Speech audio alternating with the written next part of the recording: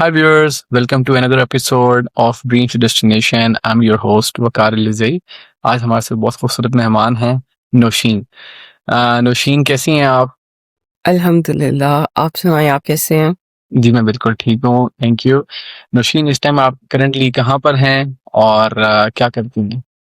मैं इस वक़्त मेलबर्न में हूँ जो ऑस्ट्रेलिया का एक बहुत खूबसूरत शहर है और दूसरा सवाल मैं क्या करती हूँ? जी। प्रोफ़ेशनली तो मैं वर्किंग वूमन हूँ, जॉब करती हूँ और वैसे अल्हम्दुलिल्लाह I am a mom to 4 little ones तो उनके साथ अ, ज़िंदगी मसरूफ़ है। ऑस्ट्रेलिया में कितना टाइम हो गया आपको? ऑस्ट्रेलिया में मुझे आए हुए ये मेरा छठा साल है।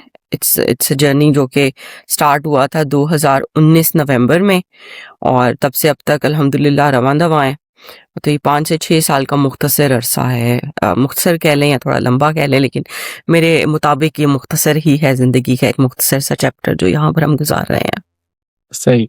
आप पाकिस्तान से ऑस्ट्रेलिया कब आईं और किस वीज़ा पर आईं?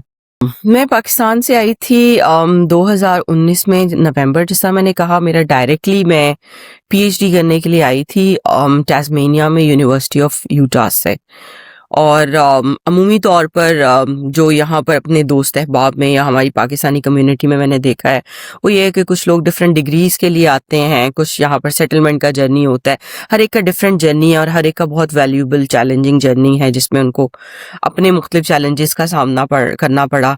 तो मेरे लिए अल्हम्दुलिल्लाह कुछ ये आसानी थी कि जब मैं पाकिस्तान में थी तो मैं एक समझे एक एस्टेब्लिश्ड स्ट्रीम में आई थी, हायर एजुकेशन सेक्टर। तो ये वीज़ा कैटेगरी 500 ही थी, लेकिन 500 में फर्दर एक 574 कैटेगरी हुआ करती थी, हायर डिग्री रिसर्च। तो अल्हम्दुलिल्लाह आई केम एज अ रिसर्चर। आपको किसी ने गाइड किया या खुद शौक था बाहर निकलने का? ये पीएचडी अप्लाई कैसे किया? ये सफ़र कैसा था? हाँ वकार, ये बहुत एक इंटरेस्टिंग क्वेश्चन है और मैं थोड़ा डिटेल में ही इसको आंसर करना चाहूँगी, क्योंकि अमूमी तौर पर पाकिस्तान में ये बड़ी मिसकंसेप्शन है जो अनफॉर्चुनेटली हमारे एजेंट्स की तरफ से कुछ ऐसे लोगों की तरफ से फैलाई हुई होती है मिस इन्फॉर्मेशन या डिस इन्फॉर्मेशन, जहाँ जिसका हकीकत से कोई ताल्लुक नहीं होता। हम जब किसी को देखते हैं कि वो बैरून ममालिक कहीं से भी पीएचडी कर रहा है तो हमें लगता है ये बहुत एक मुश्किल तरीक़ाकार है और लोग हमें लगता है कि हम सही से हम गाइड नहीं कर पा रहे हैं। तो ये थोड़ी सी गेम है कंसिस्टेंसी की, मुसलसल आपने मेहनत करनी है और अप्रोच करना है। इसमें किसी एजेंट का, किसी माइग्रेशन के लॉयर का या किसी भी और फर्द का कमाल नहीं। आप समझे, पीएचडी का जो सफ़र है ये फ़र्द वाहिद से शुरू होता है, जिसमें आप अपने फोकस को सामने रखते हुए, अपने रिसर्च गोल्स को सामने रखते हुए आप एक रिसर्च प्रपोजल या एक अपने माइंड में रिसर्च मैप बनाते हैं और उसके बाद आप मुख्तलिफ यूनिवर्सिटीज़ के जो लोग हैं, एकेडेमिया के, जो आपकी फील्ड से जिनके जिनकी रिसर्च एक्सपर्टीज़ आपकी फील्ड से अलाइन करती हैं, आप उनको कांटेक्ट करते हैं। फिर ये मतलब बहुत 1 टू 1 जर्नी है। तो मेरे पास बहुत सारे लोग, मेरे अपने पुराने कुछ कॉलीग्स, उनके फ्रेंड्स या अक्सर फेसबुक से, या जब हम रह रहे हैं यहाँ पर तो पाकिस्तानी कम्युनिटी के बहुत सारे लोग, क्योंकि पाकिस्तान में माशाल्लाह बहुत टैलेंट है पाकिस्तान में। और मैं जिस तरह आपको ये ज़रूर बताना चाहूँगी कि आप देखें माशाल्लाह, जिस वक्त मैं पीएचडी कर रही थी like a couple of years back, तो मैं उस वक्त एजुकेशन प्रेसिडेंट भी थी, तो बहुत सारे स्टैटिस्टिक्स जो हैं वो मेरी नज़र से गुजरे। तो उस दौरान में पीएचडी का जो सबसे बड़ा कोहॉर्ट था, यानी पीएचडी करने वाले सबसे ज्यादा जो तलबा थे, उनका ताल्लुक पाकिस्तान से था। नौशीन आप बता रही जी। थी आपका पाकिस्तान से ही जो पीएचडी अप्लाई करने का सफ़र था ऑस्ट्रेलिया के लिए, वो कितना मुश्किल था? वो कैसा रहा? और यहाँ आके आपने लोगों को कैसे गाइड किया पीएचडी के लिए? मेरा पीएचडी का सफ़र अल्हम्दुलिल्लाह बहुत अच्छा रहा, क्योंकि पीएचडी जो है वो आप समझ लें कि एक इस्तकामत का नाम है, दूसरा इस्तकामत का दूसरा नाम है कि आप किस तरह से कंसिस्टेंटली फोकस्ड होके अपनी फील्ड से उसको समझते हुए कि आपको क्या करना है रिसर्च में, तो आप उस हवाले से अपनी लाइन सीधी रखते हैं। तो जितनी ज़्यादा आपकी लाइन स्ट्रेट होगी और जितना ज़्यादा आप फोकस्ड होंगे अपना काम करने पर, उतना ही चीज़ें आपके लिए आसान होंगी। तो यहाँ पर भी अल्हम्दुलिल्लाह ये है कि अमूमन पाकिस्तान में काफ़ी मिसकंसेप्शन पाई जाती है कि ये बहुत मुश्किल है। तो एटलीस्ट आपके तवज्जुद से जितने लोग मुझे सुन रहे हैं उन सबको मैं कहना चाहती हूँ कि पीएचडी कतई मुश्किल नहीं है। सिर्फ ये है कि आप अपने एरिया ऑफ रिसर्च, अपनी रिसर्च एक्सपर्टीज और आपने किसको कांटेक्ट करना है, उस पर्सन की जो एरिया ऑफ एक्सपर्टीज है वो क्या है। क्योंकि अगर दोनों के रिसर्च एरियाज अलाइन करेंगे तो चीज़ें आपके लिए अप्लाई करते वक्त भी आसान होंगी और पीएचडी का जो सफ़र है वो भी बहुत आसान हो जाएगा। तो क्या आपने अपनी पीएचडी अपने एलोकेटेड टाइम में कंप्लीट की? वक़ार, मेरे लिए मैंने अभी जिस तरह से पहले आपको कहा कि ये बहुत ज़रूरी है कि आपकी जो रिसर्च एक्सपर्टीज़ हैं और जिस शख्स के साथ आप काम कर रहे हैं, जो आपके सुपरवाइज़र हैं, उनकी रिसर्च एक्सपर्टीज़ अलाइन करें और आप उनके अकॉर्डिंग भी चलें और साथ आपके फोकस क्लियर हो। तो अल्हम्दुलिल्लाह मेरे सफ़र में जो बहुत आसानी मुझे ये रही कि मुझे आई वाज़ वेरी क्लियर कि मुझे क्या करना है, मेरी डायरेक्शन क्या है। तो अल्हम्दुलिल्लाह मेरे साथ तो ये सिचुएशन थी कि मेरे सुपरवाइज़र अक्सर मुझसे ये कहते थे कि हमें अपने स्टूडेंट से जनरली पूछना पड़ता है कि आपने काम किया है या नहीं, बट इन योर केस हमें आप मतलब बता रही होती हैं कि अब मेरा ये काम हो गया है तो now you go with that thing. तो अल्हम्दुलिल्लाह मैं अपने डिपार्टमेंट में एटलीस्ट मैं बड़े फ़ख्र से कह सकती हूँ कि मैं वो पहली कैंडिडेट थी जिसने राइट ऑन टाइम स्टार्ट किया और पूरे अपना जो हमारा 4 साल का एक अरसा होता है उसमें अपनी मैंने ड्यू डेट पे अपना थीसिस सबमिट करवाया और अल्हम्दुलिल्लाह मेरा क्लियर भी हो गया सारा। नौशीन, जब आप जी आई थी तो वो सफ़र कैसा रहा आपका? तो आप फर्स्ट टाइम आई हैं। हाँ जी, जब मैं पहली दफ़ा आई हूँ ये बड़ी एक दिलचस्प कहानी है। लेकिन नवंबर 2019 में मैं ऑस्ट्रेलिया आई, टैस्मेनिया होबार्ट मैंने लैंड किया और मैं आई थी मतलब थोड़ा ज़रा मेरा बहुत कम होमवर्क था उस हवाले से कि वहाँ पर मौसम कैसा हो सकता है। पाकिस्तान में उस वक़्त सर्दी थी, यहाँ पर गर्मी थी, तो अंदाज़ा यही था कि हम अपने सिंपल लॉन के ड्रेसेस में आएँगे और जो कि मैंने कुछ दिन सिडनी क़याम किया था और सिडनी से मैंने फिर अपना मेजर सामान जो है वो सिडनी एक जो हमारे दोस्त अहबाब हैं फैमिली उनकी तरफ ही रखा और एक सूटकेस मैंने पैक किया जिसमें मेरे कुछ लॉन के ड्रेसेस और कुछ मेजर मेरी इस्तेमाल की चीज़ें डॉक्यूमेंट्स थी और हम होबार्ट लैंड कर गए। अब वो मेरे लिए बिल्कुल मतलब जिस वक्त मैं लैंड की हूँ मुझे लगा कि यार यहाँ थोड़ा सा ना ठंड महसूस हो रही है, पर अंदाज़ा नहीं था कि वो ठंड कितनी शदीद होती है। वो शायद होबार्ट में रहने वाले लोगों को अंदाज़ा होगा। तो खैर आते ही वो 1 घंटा तो थोड़ा मैं बैठ गई, बैठने के बाद थोड़ा अपने आप को रिफ्रेश किया, यूनिवर्सिटी गई, वहाँ विजिट किया, वो बहुत अच्छा रहा था अल्हम्दुलिल्लाह। वहाँ से वापस आई तो सोचा कि थोड़ी देर के लिए सो जाते हैं यानी रेस्ट कर लेते हैं। अब कॉन्सेप्ट ज़हन में यही था क्योंकि पाकिस्तान में भी ज़ाहिर है दोस्तों का ग्रुप भी होता है या कोई नया बंदा भी आए तो हम अमूमी तौर पर एज़ अ नेशन भी बहुत हॉस्पिटेबल है अल्हम्दुलिल्लाह, तो हम लोगों को बहुत अकोमोडेट करते हैं। तो मेरा वो पहला एक्सपीरियंस था किसी और नेशनैलिटी के साथ रहने का। तो लड़कियाँ ही थीं और ज़ाहिर है यंग वो भी बच्चियाँ थीं, अपने दौर की जो भी उनकी स्ट्रगल्स हैं वो चल रही थीं। तो मैं थोड़ी देर ही लेटी हूँ तो मुझे एहसास हुआ कि मुझे किसी कंबल या किसी ब्लैंकेट या किसी गर्म लिहाफ की शदीद ज़रूरत है और उसके बाद गुजारा नहीं हो सकता। और उठ के मैंने उनसे पूछा कि भई यहाँ से अब मतलब मुझे अगर ये रिक्वायरमेंट है तो मैं क्या करूँ? तो मुझे पता चला जो पहला एक कल्चरल शॉक था वो ये था कि 5 बजे तो मार्केट सारी बंद हो जाती है और इस वक़्त कोई 5 बजे से ऊपर का वक़्त है तो अब कुछ नहीं हो सकता। नेबरहुड में ज़ाहिर है वो साथ की जो भी बच्चियाँ या जो भी लड़कियाँ थीं उस वक्त वो सब अपने-अपने सामान के साथ और पीपल वर नॉट कंसर्न्ड और अमूमी तौर पर होते भी नहीं है। आपको यहाँ के कल्चर में आइडिया है कि वो टू ईच देयर ओन वाला एक सिस्टम होता है। जी। तो मैंने अब फिर उसके बाद खाने-पीने के हवाले से पूछा तो मुझे पता चला यहाँ करीब ही वूलीज़ है। अब वूलीज़ का कॉन्सेप्ट भी मेरे लिए नया था और ऑब्वियसली जब आप नए शहर में आते हैं तो थोड़ा आप वो एक आप कहाँ से एक प्रिविलेज्ड लाइफ से आ रहे हैं और एकदम से आप बिल्कुल तन्हा और एकदम से ठंड होना शुरू हो गई और आपके पास ना कुछ लेने को कुछ है और ना ही आपको कुछ खाने की समझ आ रही है। तो मुझे याद है कि वो टाइम तो मैंने काफ़ी देर तक बैठ के उस शॉक की कैफियत में गुजारा जो मेरे माइंड में मुसलसल चल रहा था कि मैंने क्या दुरुस्त फैसला किया है या नहीं। और वो कॉन्स्टेंट जो एक टिपिकल खैर समझती हूँ ह्यूमन नेचर ही है बट ख़वातीन में थोड़ा ज़्यादा होता है कि कंपैरिजन कर रहे होते हैं कि मेरे पास क्या था और क्या छोड़ के मैं क्या आई हूँ और अब मुझे समझ नहीं आ रही कि मुझे ये रात ठंडी सर्द रात गुजारनी है और कुछ खाने को भी नहीं है और क्या करना है।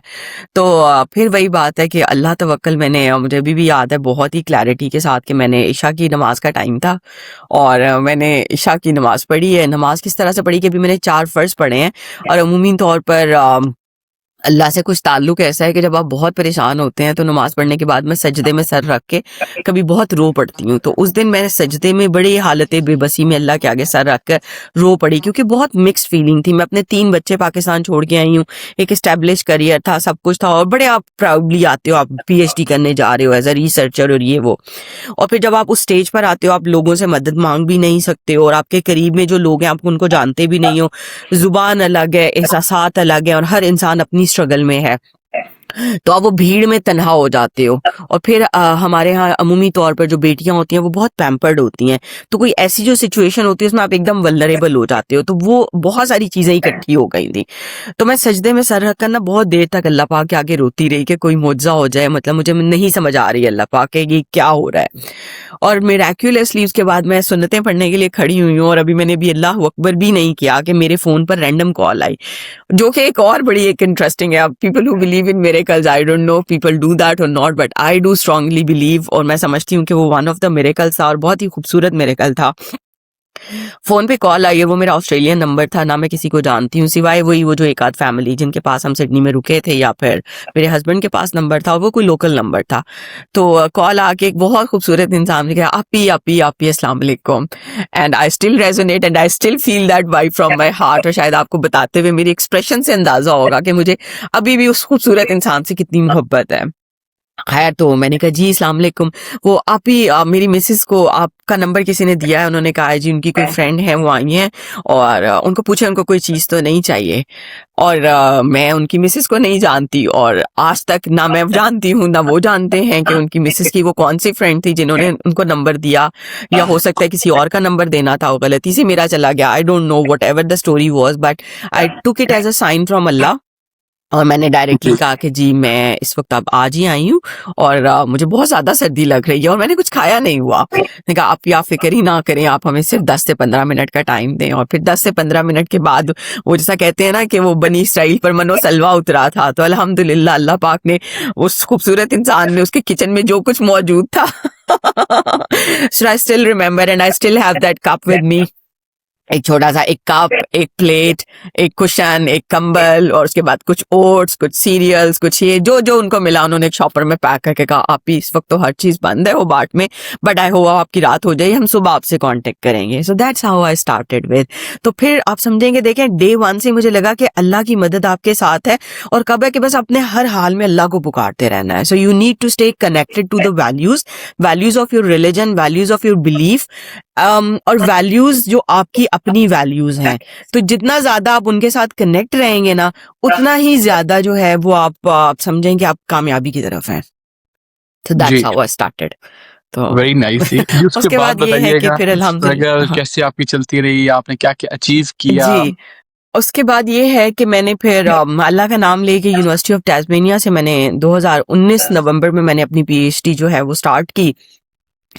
और स्टार्ट करते ही कुछ चीज़ें मैंने बहुत क्लैरिटी के साथ अपने जहन में रखी थी, क्योंकि मैं पाकिस्तान में मैं हायर एजुकेशन डिपार्टमेंट में जो मेरी लास्ट आप समझे पोस्टिंग थी वो as an assistant professor in English थी, असिस्टेंट प्रोफेसर ऑफ इंग्लिश, और मैं एक रीजनल एरिया में पोस्टेड थी। वहाँ एक बैकग्राउंड एक स्टोरी थी जिसकी वजह से मैंने पीएचडी के लिए अप्लाई किया। वहाँ पर वो गर्ल्स कॉलेज था। शुरू में वहाँ लेक्चरर के तौर पर ज्वाइन किया, फिर बाद में ज़ाहिर है बेस्ड ऑन द परफॉर्मेंस और कुछ सीट वेकेंट थी, तो मुझे एक अपॉर्चुनिटी मिली कि मैं उसी कॉलेज में एज अ प्रिंसिपल सर्व करूं। तो अल्हम्दुलिल्लाह जिस अरसे में मैं प्रिंसिपल रही, मैंने बहुत फोकस किया कि उस इलाके की बच्चियों के लिए, क्योंकि वो गर्ल्स कॉलेज था और बहुत डेवलप्ड नहीं था, तो बच्चियों के लिए बहुत काम करूं। तो अल्हम्दुलिल्लाह मतलब आप समझेंगे 650 से 1.5 साल के अरसे में जो स्ट्रेंथ थी वो फ्रॉम 650 टू हम 1500 तक ले गए। और फिर पेरेंट्स के साथ जिस तरह 1-to-1 कोऑर्डिनेशन हुई, तो उसी दौर में जो लोग पाकिस्तान के गवर्नमेंट सेक्टर में काम कर चुके हैं, अनफॉर्चुनेटली वहाँ पर कुछ ऐसी एपिसोड्स हो जाती हैं जो आपको सोचने पर मजबूर करती हैं कि आपके पास कोई concrete way to move forward होना चाहिए। तो वहां पर कुछ वहां के जो लोकल सहाफी थे, कुछ लोकल लोग थे, उनको शायद ये सारी चीजें एज अ थ्रेट लगी टू देयर एग्जिस्टिंग सिस्टम। तो वो एक सिलसिला शुरू हो गया। कुछ सहाफियों ने, जो लोकल सहाफी थे, अब तो मैं कभी सोचूं तो मुझे हंसी भी आती है, उन्होंने एक प्रोपेगेंडा शुरू कर दिया, जी प्रिंसिपल ये कर रही हैं, प्रिंसिपल। बैकग्राउंड में स्टोरी ये थी कि आपने रोकना है किसी बंदे को। तो खैर अल्हम्दुलिल्लाह उस वक्त भी चूंकि I am very vocal about things कि मुझे बात करनी है, मुझे काम करना है, और जब आप हक के रास्ते पर होते हो तो अल्लाह पाक की जात भी आपकी हमेशा मदद करती है। तो मैंने बड़े लीगल चैनल पर उसको हर चीज़ को फॉलो अप किया और अल्हम्दुलिल्लाह बाय द एंड बड़ा एक strong decision from the deputy commissioner और फ्रॉम FIA और फ्रॉम उनके खिलाफ एक कार्रवाई हुई, अखबारें बंद हो गई। वो एक लंबी चौड़ी एपिसोड हुई, तो वो मुझे बहुत मॉरल विक्ट्री फील हुई। उस मॉरल विक्ट्री ने मेरे अंदर ये एक चीज़, एक एहसास, एक ख्वाहिश जगाई कि मेरे पास कंक्रीट ग्राउंड्स में भी कुछ ऐसा डाटा होना चाहिए, कुछ ऐसा फोकस होना चाहिए कि मैं प्रैक्टिकली इस एरिया में काम कर सकूं।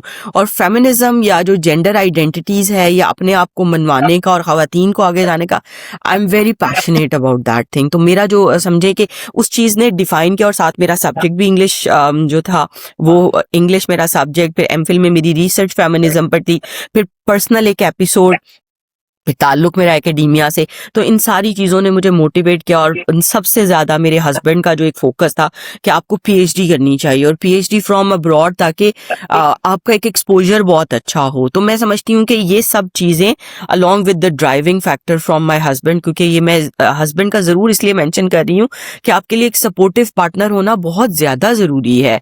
और बहुत सारी चीज़ों पर मुझे ऐसा लगता था कि मैं नहीं कर पाऊंगी या मैं नहीं करती हूँ, so he was always there कि नहीं, you have to do that thing. तो अल्हम्दुलिल्लाह फिर मैंने अप्लाई किया, और मैं उस सिलसिले में इतनी फॉर्चुनेट रही कि मैंने उसी अपनी बैकग्राउंड स्टोरी को, जो मैंने अभी आपको बताई है, एक मुख्तसर सी ईमेल में लिखकर मैंने उन तमाम लोगों को जो मेरी फील्ड के थे और जो समझते थे कि भाई ये रिसर्च एरिया है, ये एक्सपर्टीज है, और आप देखें बैकग्राउंड हर चीज़ अलाइन कर रही है। सो इसी चीज़ को फोकस बना के मैंने अपने PhD के लिए अप्लाई किया। जब PhD के लिए मेरा एडमिशन हो गया और मैं यहाँ पर आके मैंने ज्वाइनिंग दे दी, तो तब भी मेरी एक चीज़ बहुत क्लैरिटी के साथ माइंड में थी कि मैं पाकिस्तान से यहाँ पर आई हूँ। मेरे पास 4 इयर्स का एक हमारा लीगल स्टडी गैप होता है। वो होता है कि आप 4 इयर्स तक अपनी स्टडी कंप्लीट करें and then you go back and you join your own position. तो मुझे ये था कि अगर मुझे ऑस्ट्रेलिया में रहकर कुछ करना है या अपना आगे से करियर यहाँ पर देखना है, तो whatever I have to do it in these 4 years. क्योंकि मैं बिल्कुल भी अपने 3 बच्चों के साथ, अपनी एस्टेब्लिश्ड फैमिली के साथ ये रिस्क नहीं ले सकती थी कि मैं यहाँ पर आऊँ, अपनी तालीम मुकम्मल करूं और उसके बाद फिर और जॉब्स करूं, और जॉब्स करने के बाद फिर मैं अपने आप को फ्रॉम स्क्रैच शुरू करूं। क्योंकि अल्हम्दुलिल्लाह मेरे पास एक एस्टेब्लिश्ड करियर था और मैं उसी में वापस जाना चाहती। तो मेरे लिए टारगेट था 4 इयर्स का। उस टारगेट को और प्लस अपने इंटरेस्ट को देखते हुए मैंने बहुत मेहनत की। मेरे तीनों बच्चे माशाल्लाह उस वक्त 5 साल की से कम उम्र थे।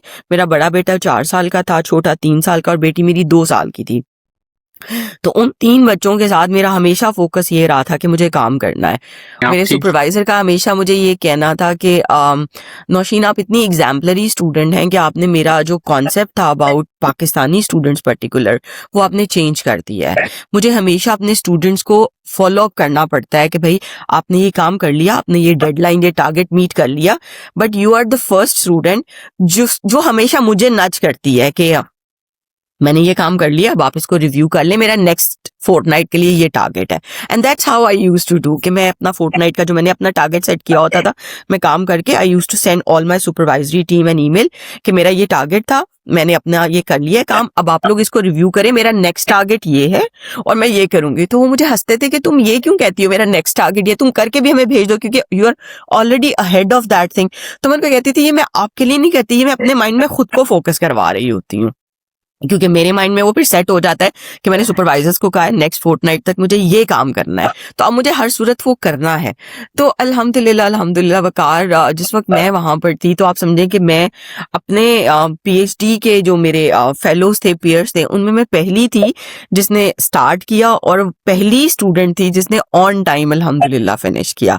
सो मेरी कोई एक्सटेंशन नहीं है, कुछ कहीं पर ब्रेक्स नहीं है, बिल्कुल ऑन टाइम। मेरा ड्यू था नवंबर 2019 में स्टार्ट किया, नवंबर 2023 मेरा ड्यू था, लेकिन मैंने अक्टूबर में अपना थीसिस सबमिट करवा दिया था। तो ये अल्लाह का बड़ा करम भी था, एहसान भी था। मेरी सुपरवाइजरी टीम बहुत अच्छी थी, और जब आप मेहनत कर रहे होते हैं ना, तो लोग आपको अप्रिशिएट करते हैं, बहुत ज्यादा करते हैं। फिर एक और उससे फायदा ये हुआ कि जिस दौर में मैं वहां पर थी, तो चूंकि मुझे मैंने कहा ना कि मुझे बहुत शौक है, बोलने का भी बहुत शौक है, फिर ताल्लुक भी वैसा था, कुछ पोजीशंस पुरानी वैसी रही, कुछ फैमिली बैकग्राउंड ऐसा था, कुछ अल्हम्दुलिल्लाह मेरी जो भी घर का माहौल है, मेरे हस्बैंड, मेरी फैमिली, मतलब वो सब बहुत अप्रिशिएटिव है ऑफ द थिंग्स।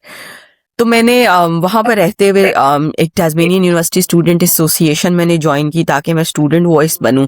और बहुत सारे ऐसे लोग जिनके जो आते हैं उनके पास टैलेंट भी होता है, डिग्रीज भी होती हैं, क्वालिफिकेशंस भी, बस हम बोल नहीं पा रहे होते, कोई झिझक होती है, कोई चीज़ हमें रोक पा रही होती है।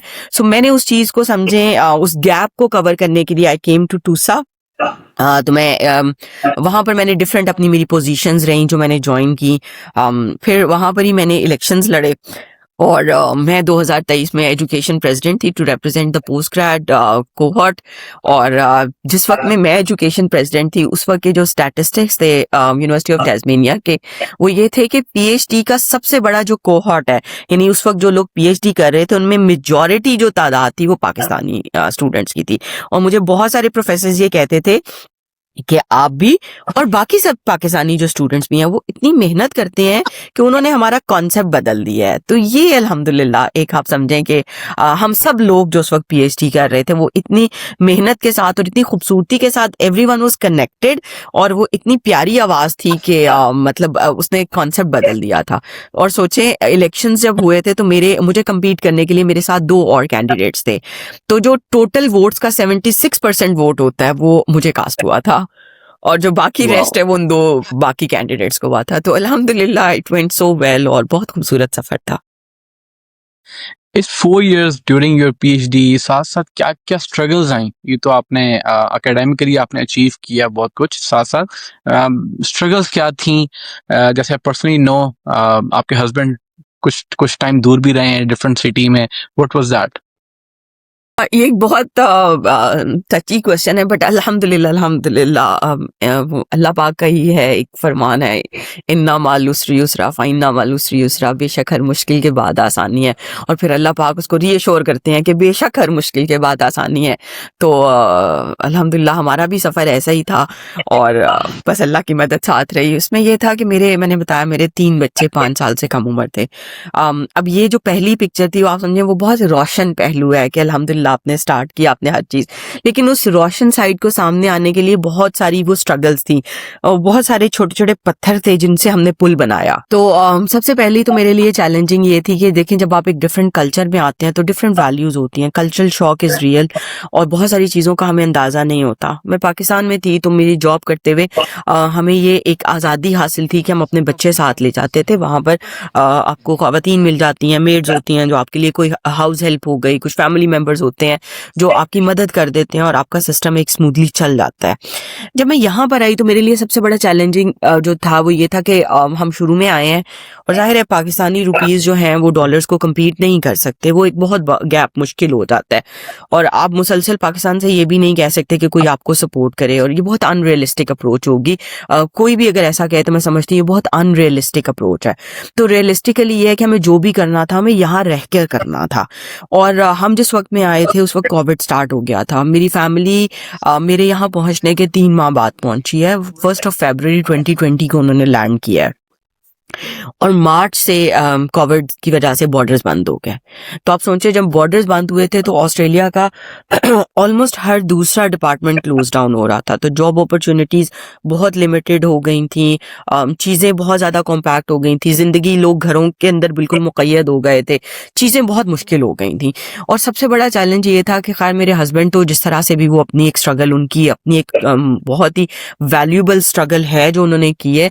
मैंने पहले एक बात की कि मैं अगर अपनी कहानी को अभी भी सोचूं तो वो मुझे ऐसा लगता है कि वो फेथ, रेजिलियंस और एक मदरहुड की कहानी है। अगर मैं ओवरऑल उसको अगर कैप्चर करना चाहूँ तो it's all about face and how resilient I have been in that situation, and obviously with the grace of Allah. और शायद वो कहते हैं ना कि अल्लाह पाक ने माँ में इतनी एक ताकत रखी होती है या सकत होती है कि वो है ना कि वो एक बड़ा मशहूर सा शेर है ना कि चिड़िया सांप से लड़ जाती है, कि ममता की डेफिनेशन जो है अगर आप वो डिफाइन करना चाहें तो it was all about that.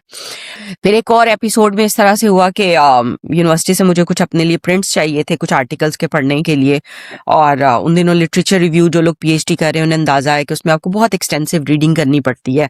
तो मैं प्रिंट लेने के लिए अपने बच्चों को साथ ले गई और उनको मैंने बड़े आराम से मैंने उनसे कहा आप यहाँ पर बैठे हैं, शोर नहीं करें, मैं 2 मिनट में प्रिंट लेके आती हूँ। और वो मेरी स्टडी स्पेस में बैठे हैं, बट सम समहाउ किसी और कैंडिडेट की जो वहाँ लोकल थे उनकी नज़र पड़ गई, फॉर एनी रीज़न कुछ भी हुआ, उन्होंने शायद सुपरवाइज़र को ईमेल की व्हाट्सएवर।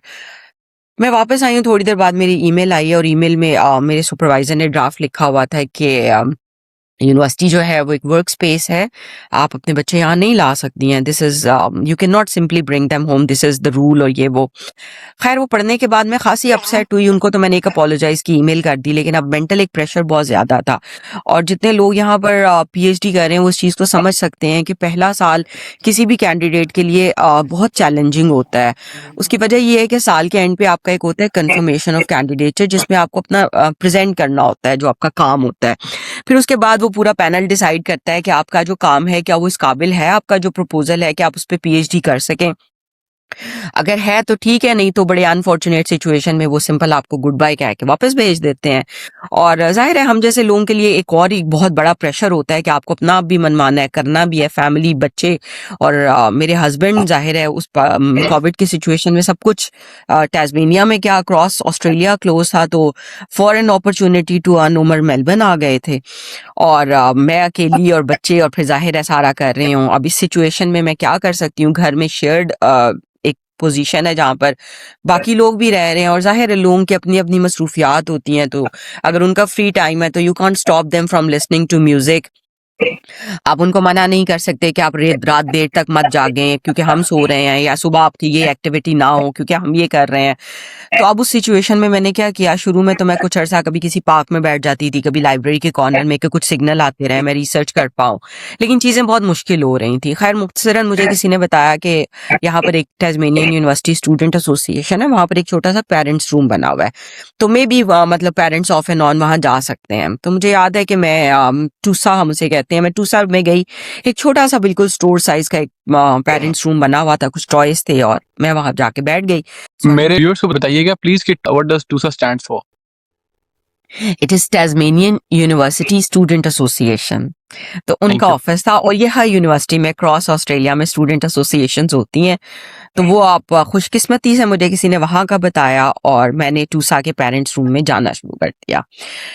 लगातार मैं ऑलमोस्ट एक हफ्ता वहां पर गई हूँ, और ऑब्वियसली मैं सुबह जाती थी 9 बजे और शाम को 4 साढ़े 4 जब यूनिवर्सिटी क्लोजिंग टाइम होता था तो मैं आती थी।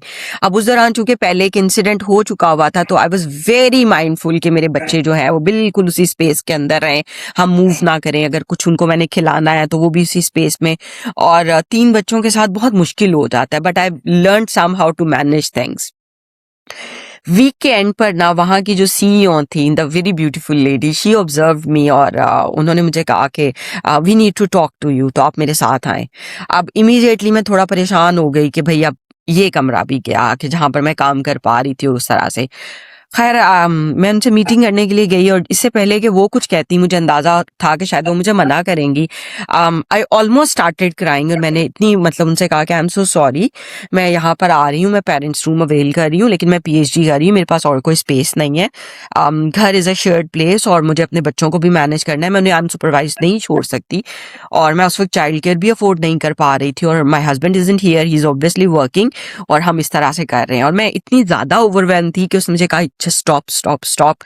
खैर हमारी एक इंटरेक्शन हुई, और शी सेड कि मैंने नोटिस किया है कि आपका कमरा बहुत छोटा है और आप बहुत कॉम्पैक्ट तरीके से वहां पर बैठते हैं, तो हमने सोचा है कि हम आपको जो बाहर एक मेन रूम है वो दे देंगे, so that you sit there, वहां आपको कुछ फैसिलिटेट कर देंगे, एक छोटा फ्रिज रख देंगे, माइक्रोवेव रख देंगे, ताकि आपके बच्चे भी वहां पर खेलें, और एक कॉर्नर पे स्टडी डेस्क रख देंगे ताकि आप कंफर्टेबली पढ़ें। We are very much inspired with the consistency, या जिस तरह से आप मैनेज करके चल रही हैं। जाहिर है आप थोड़ा इमोशनल होकर रोना शुरू कर देते हो और आपको अच्छा भी फील होता है, और मेरे जैसे बंदे के लिए तो इट्स अनदर मदद कि अल्लाह पाक ने फिर आपकी एक और तरह से सुनी। और अगर आप स्टूडेंट एसोसिएशन की पॉलिसीज में देखें तो उनके लिए भी एक अच्छा था। ज़ाहिर है लोग पेरेंट्स लोगों को अंदाज़ा नहीं था कि हम इसको यूज़ कर सकते हैं, या जैसा हम ऑस्ट्रेलिया आते हैं तो हमें अंदाज़ा नहीं होता ना कि हमें क्या क्या फ़ायदे यहाँ पर मैसर हैं। हम उसी तरह से हर चीज़ हमारे लिए एक खौफ का बायस होती है, और जिसको मैंने पहले कल्चरल शॉक कहा था, अगर मैं उसको उर्दू में ट्रांसलेट करूँ तो ज़ाहिर है वो एक सकाफती तौर पर खौफ ही होता है। बेशक। ऐसा करेंगे तो ये हो जाएगा, वीज़ा कंडीशन ना ब्रीच हो जाए, कंप्लेंट ना हो जाए, तो वो सारे फैक्टर्स आपके माइंड में होते हैं। खैर उसके बाद कंसिस्टेंटली वकार नेक्स्ट 3 इयर्स तक वो कमरा जो था वो मेरा घर रहा दूसरा। और उसके बाद क्या हुआ कि 1 महीना मैं उसी तरह से आती रही, तो उन्होंने ऑब्जर्व किया कि ये बंदी जो है वो मेहनत करने वाली है। One day she came and she said कि आपका क्या बैकग्राउंड है। हमारी गुफ्तगू हुई, मैंने उन्हें अपना पूरा एकेडमिक बैकग्राउंड बताया। She got pretty impressed. उन्होंने कहा हमारे पास कुछ इंटरनल वैकेंसीज होती हैं, why don't you also apply for the vacancy, तो आप मैनेज कर पाएंगे इसको अपने बच्चों के साथ। मुझे अच्छा लगा, मैंने अप्लाई किया। अल्हम्दुलिल्लाह वो अक्रॉस ऑस्ट्रेलिया आप समझे मेरी पहली जॉब थी, और वो पहली जॉब भी इतनी खूबसूरत थी कि मेरा रोल जो था वो था टूसा एक्सपीरियंस लीडर का। तो मुझे कॉलेज हेड्स और स्टूडेंट्स के दरमियान में ब्रिज बनना था। तो बड़ी एक खूबसूरत पोजीशन थी जिसमें आप कॉलेज के डीन से मिल रहे हैं, आप एकेडमिक हेड से मिल रहे हैं, स्टूडेंट्स के प्रॉब्लम्स आप एसोसिएशन से डिस्कस करते हैं, आप उन हेड से डिस्कस करते हैं। सो you're मोर और लेस आप एक ब्रिज का काम कर रहे हैं एसोसिएशन और यूनिवर्सिटी के दरमियान। 1 साल मैंने वो रोल किया अल्हम्दुलिल्लाह, और अच्छे से मेरी पीएचडी भी बहुत अच्छे से चल रही थी, बच्चे भी मैनेज हो रहे थे। फिर उन्हीं दिनों में स्टूडेंट सिलेक्शन का शोर हुआ, तो मुझे फिर एक सजेशन दी गई, why don't you do this thing, you are doing it really well. तो अल्हम्दुलिल्लाह मैंने कहा क्यों नहीं, और मैंने पार्टिसिपेट किया स्टूडेंट इलेक्शंस में। और 2023 में फिर मेरे मुकाबले पे 2 मजीद कैंडिडेट थे, बोथ फॉर मेल्स, 2 थे और एक मैं थी, और पाकिस्तानी पहली और पहली मुसलमान भी समझ लें। तो अल्हम्दुलिल्लाह वो एक हमारी प्री नाइट डिबेट होती है, इलेक्शन से एक दिन पहले एक डिबेट होती है। 1 घंटे की डिबेट रही और बड़ी बेहतरीन डिबेट रही। नेक्स्ट डे फिर पोलिंग स्टार्ट हुई, तो अल्हम्दुलिल्लाह मैंने वो 76% ऑफ द ओवरऑल मेजॉरिटी वो मैंने विन कर लिया इलेक्शन। तो बाकी 2 कैंडिडेट्स जो थे वो उधर, और 76% के साथ जो है वो एजुकेशन प्रेसिडेंट का रोल मिला।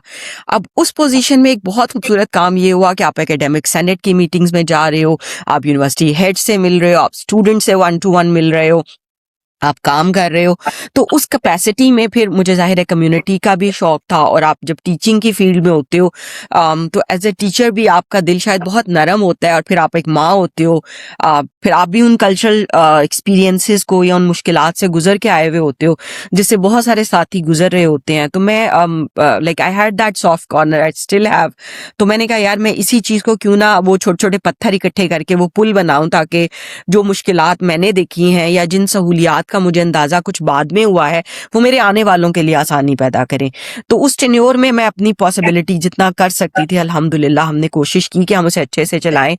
और बड़े फख्र से मैं एक चीज़ ये बताना चाहती हूँ कि मैं भी और मेरे जैसे बहुत सारे लोग जो उस वक्त पीएचडी कर रहे थे स्पेशली फ्रॉम पाकिस्तान, उनका इतना खूबसूरत इंप्रेशन था अपने सुपरवाइजर्स पर अपने काम की वजह से कि 2023 में जो पीएचडी करने वाले स्टूडेंट्स का सबसे बड़ा कोहॉर्ट था वो पाकिस्तानी स्टूडेंट्स का था। वाह, और बिला मुबालगा वाह, वो लोग हमें कहते थे कि आप लोगों ने हमारा परसेप्शन चेंज कर दिया है। और मेरे बारे में तो मुझे अक्सर ये होता था कि अपनी डेडलाइंस को मुझे इतना फॉलो अप करना पड़ता था कि मेरे सुपरवाइजर्स आके कहते थे कि हम इतने इम्प्रेस्ड हैं विद योर वर्क एथिक्स के जनरली होता है कि सुपरवाइजर्स स्टूडेंट्स को चेज करते हैं, बट इन योर केस तुम हमेशा हमें ईमेल करके कहती हो this is my work, next 2 weeks तक मेरा ये टारगेट है, तब तक मैं ये कर लूंगी। तो मैं हमेशा उनसे हंसती थी कि मैं नेक्स्ट 2 वीक्स का टारगेट आपको इसलिए लिख के भेजती हूँ कि that is a reminder to my own self. वो मैं अपने लिए एक टारगेट सेट करती थी कि नेक्स्ट 2 वीक्स तक मुझे करना ही करना है, because I have told my supervisors. So that is how Waqar अल्हम्दुलिल्लाह अल्लाह का बड़ा एहसान ये हुआ कि मैंने अपनी पीएचडी उन्हीं 4 साल के दौरानिए में जो मेरा ग्रांटेड पीरियड था स्कॉलरशिप का उसमें ख़त्म की विद नो एक्सटेंशन। और वो इतना एक खूबसूरत सफ़र रहा। और जब मेरा वो पीएचडी का पूरा आपका एक ड्राफ्ट जब आपके एक्सटर्नल सुपरवाइजर्स के पास जाता है तो आप सोचें कि मेरी इतनी अल्हम्दुलिल्लाह वो माइनर चेंजेस का था कि वो मुझे 30 मिनट्स के अंदर अंदर मेरे वो माइनर चेंजेस कंप्लीट हुए। It was just editing issues और मेरा थीसिस अप्रूव हो गया। और अपने दोस्तों में जिन लोगों ने, दोस्तों से मुराद मेरे वो जो कुलीग्स थे जिन्होंने मेरे साथ पीएचडी स्टार्ट की या जिन्होंने मुझसे 1 साल पहले भी स्टार्ट की, उन सब लोगों में मैं पहली थी जिसने अल्हम्दुलिल्लाह on time within that scholarship with no extension अपनी पीएचडी कंप्लीट की। प्लस अल्हम्दुलिल्लाह 3 बच्चे। और अल्लाह का उस दौरान में इतना एहसान हुआ कि मुझे दरमियान में मुझे टीचिंग अपॉर्चुनिटी मिल गई यूनिवर्सिटी में ही, and I started teaching to the students who were pursuing bachelors and masters degree in education. और मजमून भी मुझे पढ़ाने के लिए मिला करिकुलम ऑन पैडागोजी। तो वाह, इससे मुझे फ़ायदा ये हुआ, मेरा अपना टीचिंग बैकग्राउंड, फिर मुझे जो ऑस्ट्रेलिया का थोड़ा डिफरेंट लगता था, इससे मुझे ऑस्ट्रेलियन करिकुलम फ्रेमवर्क को समझने में मदद मिली। फिर यहाँ की जो पेडागॉजिकल टेक्निक्स, स्ट्रैटेजीज़ हैं, फिर वो, और फिर एक एक्सपोज़र कि आप पढ़ा रहे हो, कि इंटरनेशनल लेवल पे एक यूनिवर्सिटी का आप हिस्सा हो, तो अल्हम्दुलिल्लाह इन सारी चीज़ों ने फिर मुझे बहुत फ़ायदा दिया। पीएचडी एक बहुत भव बना हुआ है, एक बहुत के यार शायद बहुत मुश्किल है इसको करना, या इस तक पहुंचना बहुत मुश्किल है, वीजा अप्लाई होगा नहीं होगा, इसके लिए क्या करना चाहिए फ्रॉम ओवरसीज, तो इसके बारे में प्लीज जरा रोशनी डालिएगा। वकार, एक तो मैंने कहा पीएचडी बिल्कुल मुश्किल नहीं है। हाँ, ये गेम है कंसिस्टेंसी का। मैं अगर आपसे ये कहूँ कि ये मुश्किल है इस सेंस में कि आपको बहुत कमिटेड होना पड़ता है, तो यस, आपको बहुत कमिटेड होना पड़ता है। आपको अपनी डेडलाइंस को मीट करना पड़ता है। आपको अपना सुपरवाइजर के साथ वर्किंग रिलेशनशिप जो है उसे बहुत स्ट्रांग करना पड़ता है, कि आप समझें कि आपका सुपरवाइजर आपसे क्या चाह रहा है और आपका प्रोजेक्ट जो है उसकी क्या डिमांड है, और आप चीज़ों को कैसे अलाइन करते हैं। तो जितनी ज़्यादा आप जिस टॉपिक पर रिसर्च कर रहे हैं उसकी क्लैरिटी ज़रूरी है, उसके बारे में आप मेहनत कितनी कर रहे हैं और कितना कंसिस्टेंटली आप काम कर रहे हैं। क्योंकि अगर मैं ये कहूँ कि बहुत आसान है, तो it's going to be a lie, बहुत मुश्किल है। लेकिन मुश्किल किस तरह है, अगर आप कमिटेड नहीं हैं, अगर आप कंसिस्टेंट हैं, आप कमिटेड हैं और आप सुपरवाइजर्स की एक्सपेक्टेशंस को मीट कर रहे हैं, तो ऑस्ट्रेलिया से पीएचडी करना is one of the most privileged experiences जो मैंने आप समझे, it is one of the best happenings in my life जो मैंने इसको एक्सपीरियंस किया है। दूसरा जो वीजा है, आप देखें जितनी भी वीजा कैटेगरीज हैं उनमें मैं समझती हूँ सबसे आसान तरीन जो वीजा कैटेगरी है, और मैं समझती हूँ the most competent one is also PhD. पहली बात, स्कॉलरशिप में देखें आपकी सारी फी तो वेव ऑफ है, so you are not paying a single penny to university. अगर आपके बच्चे हैं तो आप देखें कितनी सहूलत है। मेरे अल्हम्दुलिल्लाह अब माशाल्लाह 4 हैं, लेकिन उस वक्त मेरे 3 बच्चे थे, स्कूलिंग सबकी फ्री है। अगर आप रह रहे हैं तो क्या आप अपने सिर्फ लिविंग एक्सपेंसेस, जो आपके रिहाइश और खाने पीने के अखराजात हैं, आपने ये 2 चीजें जगल करनी है, और आपके साथ जो आपके पार्टनर है उनके पास भी और आपके पास भी फुल वर्किंग राइट्स हैं। तो आप देखें एट दैट टाइम अब मेहनत है और आपकी कमिटमेंट क्या है। मेरे हस्बैंड अल्हम्दुलिल्लाह he such a gentleman, he is such a gentleman and he such a competent partner. के कुछ लोग होते हैं ना जो आपके साथ कदम से कदम बढ़ाते हैं और चीजों को साथ लेके चलते हैं। सो हम दोनों ने हमेशा एक डिसाइड किया कि हमारी आपस की प्रायोरिटीज और डिवीजन ऑफ रिस्पॉन्सिबिलिटीज बहुत क्लियर हो। उससे क्या होता है कि आपके घर को जो एक डायरेक्शन मिल जाती है। So he was the one who was the earning member, the primary earning member.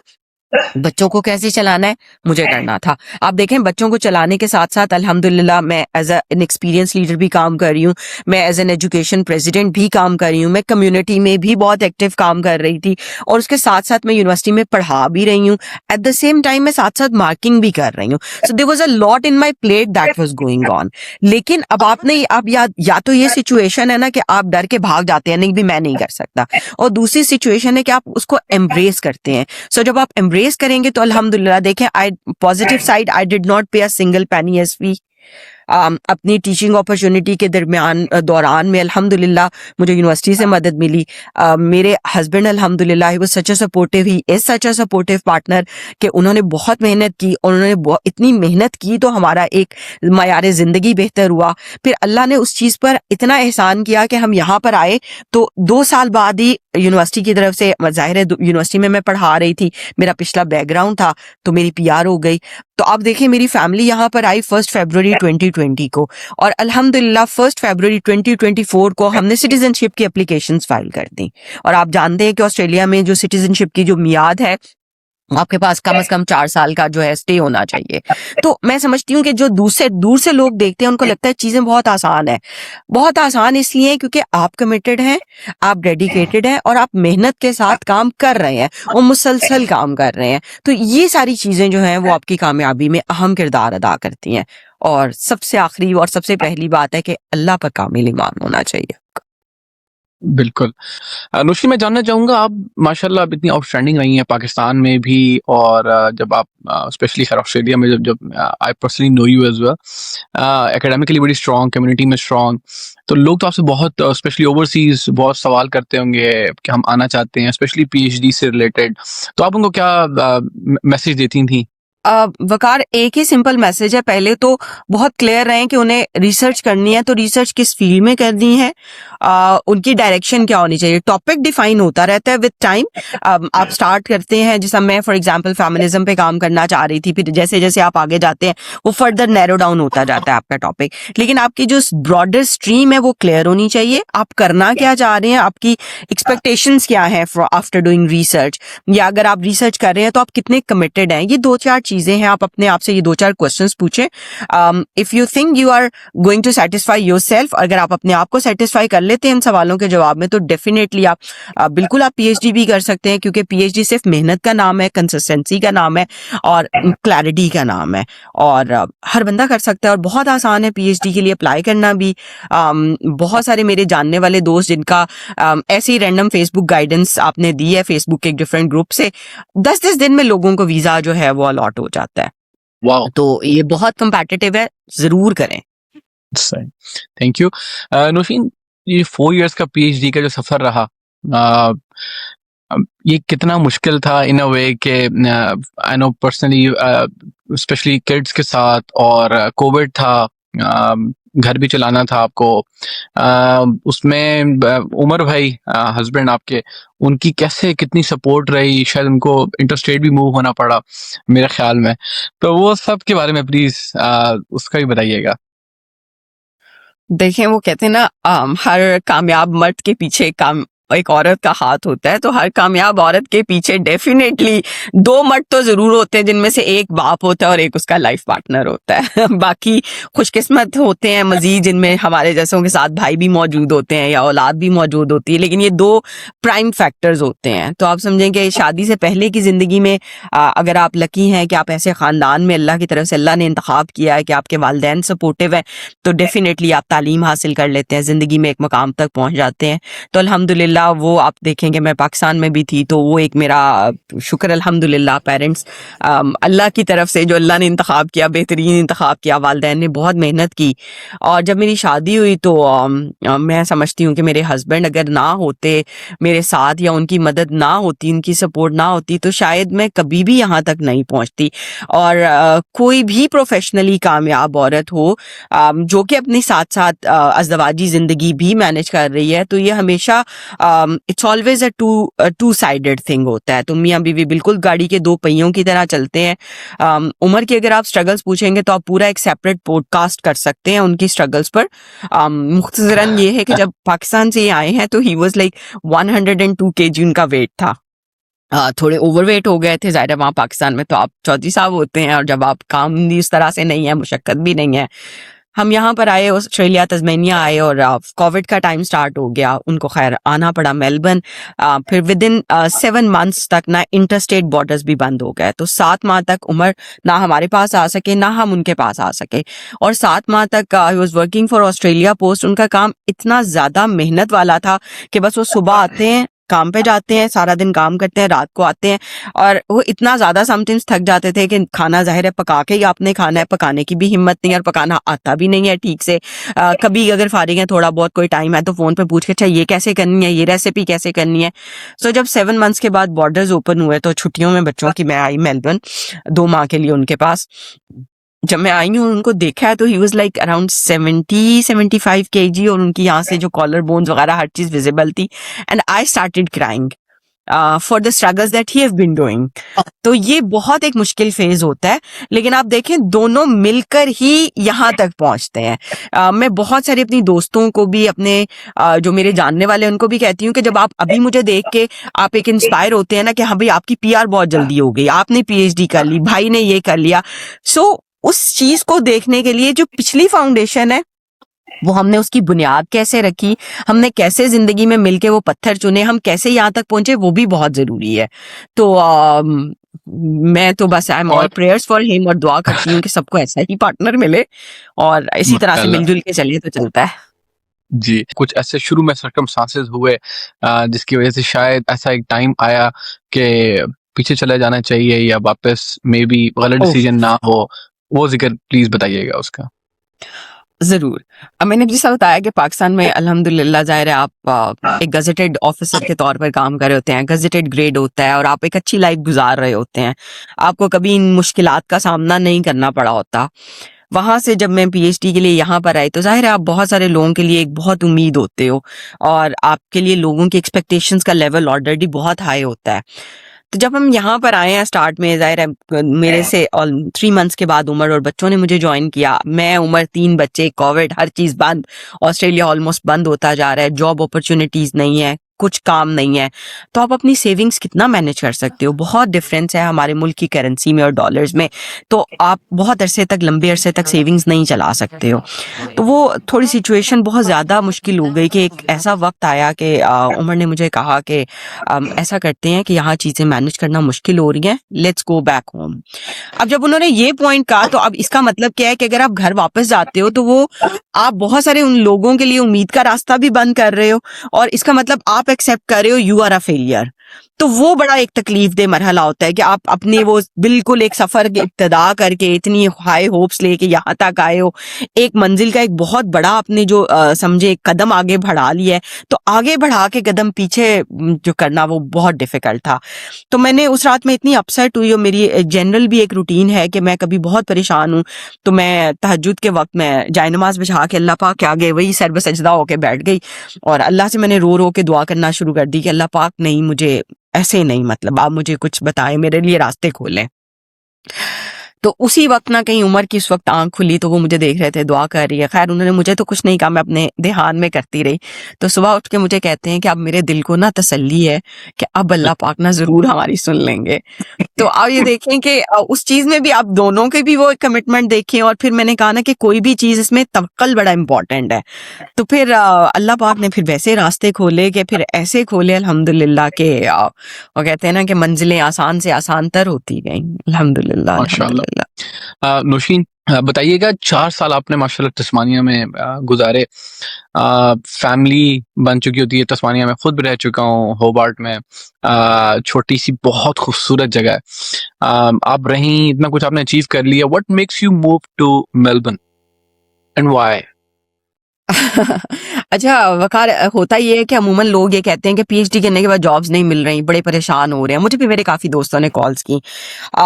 फिर वही बात है कि अल्हम्दुलिल्लाह मैं अपनी कुछ दिन पहले मेरी बात हो रही तो मैंने उसे कहा यार मैं लकी हूँ, अल्हम्दुलिल्लाह हो गया। एंड शी सेड नहीं नहीं नहीं नहीं नहीं, don't say that you are lucky. तुम बिल्कुल ऐसे मत कहो, तुम्हें अपने आप को तुम क्यों लकी कहोगी, तुमने मेहनत की और तुम्हें मिला। तो अब मैं उसकी बात सुन के वाकई सोच में पड़ गई कि हाँ, हम बहुत सारी चीज़ें लक के ज़ुमरे में डालते हैं लेकिन यकीनी तौर पर हम लोगों की इसमें मेहनत भी शामिल होती है और ऑब्वियसली अल्लाह का फजल भी शामिल हाल है। जैसे ही मैंने पीएचडी कंप्लीट की तो मुझे तस्मेनिया के, आप समझे, one of the best organisations में एक बड़ी अच्छी सी मेरी फील्ड की जॉब मिली। जॉब थी मेरी एज फाउंडेशन स्किल्स कोऑर्डिनेटर के तौर पर skills for education and employment program में, जो कि फेडरल गवर्नमेंट का प्रोजेक्ट है। Permanent full time position, company आपको गाड़ी दे रही है, 4 दिन आपने काम करना है, 1 दिन वर्क फ्रॉम होम है। बड़ी लुक्रेटिव जॉब, लुक्रेटिव सैलरी, गाड़ी शाड़ी, और आप बहुत लाइक द वर्क एनवायरनमेंट जो है वो बहुत ही खूबसूरत था वहाँ पर। I never wanted to come to Melbourne. मेरे हस्बैंड के जहन में था कहीं ना कहीं हमें मेनलैंड मूव होना है बच्चों के लिए ये वो, लेकिन नॉट एट दैट टाइम। फिर अनफॉर्चुनेटली ऐसा हुआ कि हाउसिंग क्राइसिस जो था ना वो एक वजह बना कि हम चाह रहे थे कि हमें घर मिले जो या बच्चों के स्कूल के करीब हो या मेरे वर्क प्लेस के करीब हो, क्योंकि जाहिर है बच्चों की कमिटमेंट उनको छोड़ना, लेके आना, करना, तो वो मुश्किल हो गया। एक ऐसी सिचुएशन आई वकार कि हमें घर नहीं मिला। जब हमें घर नहीं मिला तो फिर हमें जाहिर है आपके पास कोई ऑप्शन नहीं है, आपको फिर मूव करना ही करना है। फिर हम पाकिस्तान गए, पाकिस्तान से वापसी पर हम डायरेक्टली मेलबर्न ही आ गए। तो शुरू में तो मैं काफ़ी दिल गिरफ्ता हुई क्योंकि जाहिर है किसी भी इंसान के लिए जो आप अनप्रिपेयर्ड होते हो और इतनी अच्छी जी। जॉब, इतना अच्छा वर्क प्लेस, इतने आइडियल लोगों के साथ और अपनी फील्ड में काम करना, तो बड़ा एक तकलीफ दे मरहला था। लेकिन अल्हम्दुलिल्लाह अल्हम्दुलिल्लाह वही बात है कि फ़इन्ना माल उसरी युसरा, अल्लाह पाक ने कहा है कि हर मुश्किल के बाद आसानी है। जब यहाँ आए तो तस्मानिया में मुझे आधा घंटा लगता था जॉब पे जाने के लिए, यहाँ पर मुझे 5 मिनट लगते हैं। वहां पर वो one of the best in Tasmania थी, अल्हम्दुलिल्लाह ये one of the best in Melbourne है। वो भी मा- फेडरल गवर्नमेंट का प्रोजेक्ट था, ये भी फेडरल गवर्नमेंट का प्रोजेक्ट है, फील्ड की जॉब है, बच्चों का स्कूल 2 मिनट के फासले पर है, वहां पर आधे घंटे की ड्राइव थी। तो मैं सोचती हूँ यार अल्लाह पाक को पता था कि भाई ये मेरे बंदे जो है ना ये मुझे कह रहे हैं, तो अल्लाह फिर आपका हाथ पकड़ लेते हैं। तो बस ऑस्ट्रेलिया में रहने की टिप ये है कि तवक्कल बहुत स्ट्रांग रखें, बस अल्लाह से कहें अल्लाह पाक हमें आप ले जाए और मेहनत करें, सच बोलें, ईमानदारी से काम करें, मेहनत करेंगे, दयानतदारी से काम करेंगे, कंसिस्टेंटली काम करेंगे और हस्बैंड एंड वाइफ एक दूसरे से फेथफुली एज अ यूनिट काम करेंगे, तो कोई वजह नहीं है कि आप कामयाब ना हो। Thank you so much Nausheen, इतना अच्छा बोलने के लिए। और हमारे चैनल के व्यूअर्स भी आप क्या कहना चाहेंगी नौशीन? बिल्कुल वकार, आपकी बहुत प्यारी और बहुत अच्छी काविश है। मुझे तो इसका नाम ही इतना खूबसूरती से अट्रैक्ट किया था, ड्रीम्स टू डेस्टिनेशन। हम में से हर इंसान मुख्तलिफ है, हर इंसान अलग है और हर इंसान की कहानी अलग है। बेशक जो मेरी कहानी है वो बहुत सारे और लोगों की कहानी नहीं है, लेकिन उस कहानी में बहुत सारी मुमासलत हो सकती है, उनमें बहुत सारे ऐसे इंस्टांसेस हो सकते हैं जो बहुत सारे लोगों के लिए मशअले राह बन सकते हैं। तो ये जो ख्वाब देखने से हकीकत तक मंजिल पाने का सफर है और उसकी दास्तान उन लोगों की जुबानी जिन्होंने इसे एक्सपीरियंस किया होता है, it's such a precious thing to listen to उनके एक्सपीरियंसेस को और फिर उनके एक्सपीरियंसेस से एक लेसन लेना और ये सोचना कि अच्छा ये एक अच्छी डोमेन है, ये एक बेहतर रास्ता है और ये थोड़ा नामुनासिब रास्ता है। तो मैं समझती हूँ बड़ा खूबसूरत सफर है और जितने भी लोग ऑस्ट्रेलिया आना चाहते हैं या किसी भी मंजिल की तरफ जाना चाहते हैं, अगर आप जो भी आपकी मंजिल है, जो भी आपका पैशन है और आपका कोई भी सवाल इन तमाम तर लोगों की जर्नी में कहीं पर भी मुमासलत रखता है, तो बिल्कुल आपके लिए अगर 100% जवाब नहीं है तो आपको 70 से 80% अंदाजा जरूर हो जाता है। तो जरूर उन तमाम तर लोगों के, जितने भी लोग इस रिकॉर्डिंग में शामिल हैं, उनकी मुश्किलात, उनकी चैलेंजेस, उनके ख्वाब देखने के सफर से मंजिल पाने तक की जो सफर की एक तगोदो है, उसको सुनिए और देखिए कि वो आपके लिए कैसे मशले राह बन सकती है। और ऐसे ही हम सब वो दिए से दिया जलाने का काम करते हैं और वकार के चैनल को जरूर लाइक करें, शेयर करें, सब्सक्राइब करें ताकि ये आवाज जो है वो बहुत सारे और लोगों तक पहुंचे और सब लोग जो है मिलकर इस मशल को आगे लेकर चलें। Thank you so much Nausheen आने के लिए। It's pleasure having you on our channel and share your story. Thank you. Oh, likewise, it is a pleasure for me also. Thank you.